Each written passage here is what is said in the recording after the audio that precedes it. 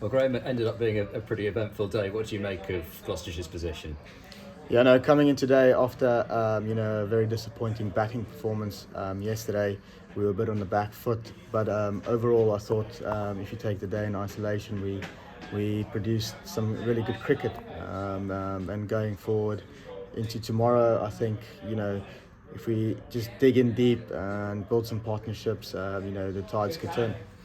That Madsen came partnership sort of split the day, didn't it? In terms of what you saw from them and going about trying to get them out, what was that like?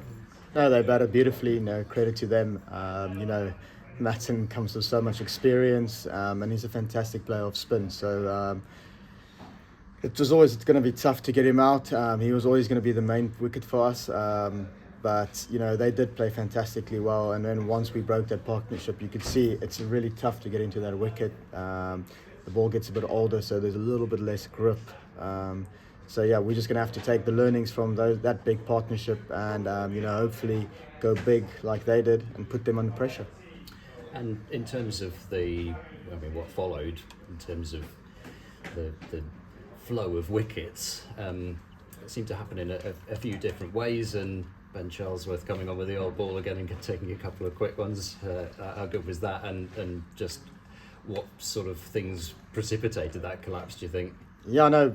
Ben always, call him the golden arm. He comes on no matter what the situation of the game, and he just seems to produce it. He's really bowling well at the moment, and I know the runs are going to come for him as well. So with regards to the wickets, once there's a long partnership like that, it often happens in the county game, where there's a phase of weird cricket, and then you just lose some wickets, and then, I don't know what it is. So, but it can happen on a pitch like this, like I said, it is tough to start. So when you do get in, you've got to make sure you go big. And overall, the lead around about 200. Obviously, it's a large number, but you've knocked a few off. How are you going to go about knocking the rest of it off in the approach tomorrow? Yeah, look, like I said in the beginning, we didn't bat well in the first innings, but that's past. We just got to have to fight hard tomorrow. And like you said, how are we going to do it?